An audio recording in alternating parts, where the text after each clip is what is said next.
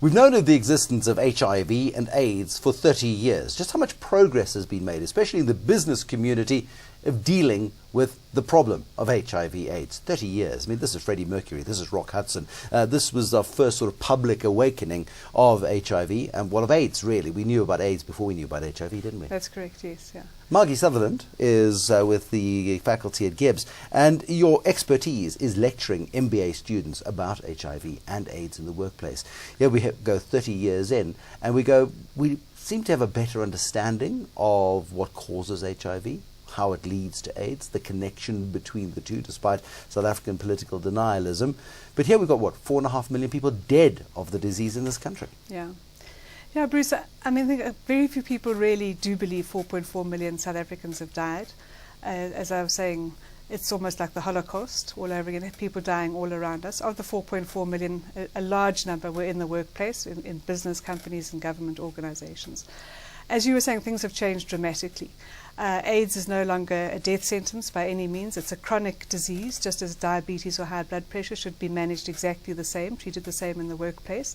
For 90% of people who go into treatment, they have normal life expectancy as soon as they've been on treatment for 6 months. I think a big problem in business is we're so quick to point fingers at the government, point out where the government has not lived up to its promises, where it's failing. But our government in the last year has got over 1 million people onto antiretrovirals. They've tested millions and millions of people. It's one of the greatest success stories of our lives, but we keep just criticizing what government does. Well, we've got a legacy of denialism in South Absolutely. Africa. We can't deny the denialism, if you like. But many people are stuck in that place of just being critical of the government all the time instead of really accepting that we've got a fantastic government. Our new Minister of Health has rolled out this wonderful program that every company should know about, every company should be part of. Every company needs to know where their nearest rollout clinic is. There are 1,800 rollout clinics in our country. So that's the starting point, to know where the clinics are.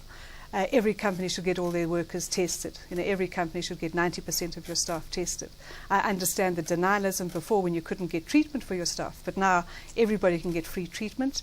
Every South African is entitled to free treatment from our government. Okay, so government's doing its bit. Yeah. Is business doing its bit? You suggest Yes, okay. that business is failing. I think there have been 3 camps. I think there's been the camp that's completely denied it. They said the business of business is not HIV/AIDS. We let our workers die. Maybe they deserved it. At worst, that's what some people have felt about this.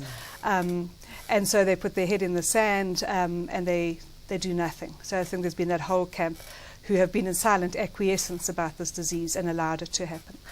There's the second group of companies and organizations which have got policies. Well, policies are good, aren't they? I mean, it's good to have a policy. You need a policy. You've got to start somewhere. Yeah, absolutely. We need to have a policy, but we must never confuse policy with action. Actually getting out there, pouring the energy in to make that policy live. So I think ticking the box and say I've got a policy and we had some experts in to consult and do it is a nonsense if it just remains a policy. Sure.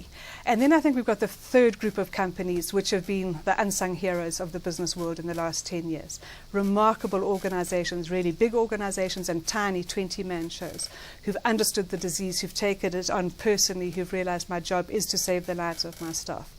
1 in 8 South Africans is employed. So for every staff member whose life you can save, simply by getting them tested, getting them onto antiretrovirals when they need it, you will save 8 people from grinding poverty, which is another hallmark of our country. And with one of the great tragedies is, regardless of what the numbers are, whether you classify a death as a TB death or an AIDS death or as some other associated disease, you can lie about the numbers as much as you like. Yeah. We have got a potential time bomb of grinding poverty as a result of HIV/AIDS because of the dependence of adults who have died of AIDS or related conditions. Yeah. We've got 1.5 million orphans, no mothers, no fathers. We've got hundreds of thousands of child-headed households, and these are very often the children of our own staff members.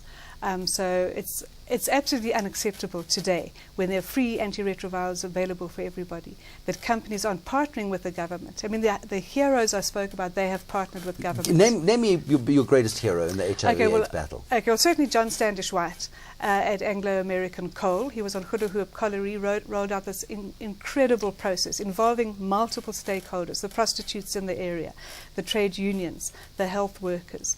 When he joined Goedehoop Colliery, he got hold of the AIDS committee, you know, all these organizations of the AIDS committee. He found out most of them didn't know their own HIV status, so he fired them from that. He has 99% test rates.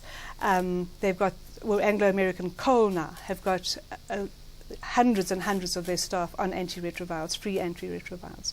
SA Breweries has got an incredible program with the tavern owners, we might call them shebeens, where they're running programs for men in these shebeens after hours around issues like HIV, AIDS, gender issues, home violence issues. They've put 4,500 people. So this isn't even their staff. They've extended it way beyond their staff. And they've taken their HIV AIDS policies as part of their sustainability initiatives worldwide. So each part of SA Breweries throughout the world is measured on 10 measures, one is which their reaction to HIV AIDS. So doing incredible work in Uganda. So we have got some great corporate leadership. Absolutely. Phenomenal. But stories. enough? It's never enough while your workers are still dying. If you've still got young employees dying, it's never enough. Each life is special. Each employee contributes hugely to your organization. The business of business is leadership and looking at all aspects of people's lives. Professor Margie Sutherland, she's with the faculty at GIBS.